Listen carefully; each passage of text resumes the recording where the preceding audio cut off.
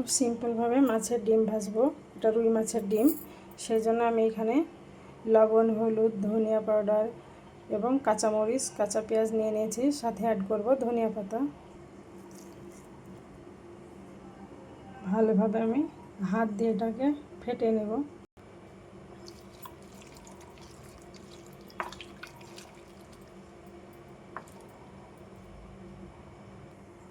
ডিমটা মাখানো হয়ে গেছে, এবার দিয়ে দেব গরম তেলে।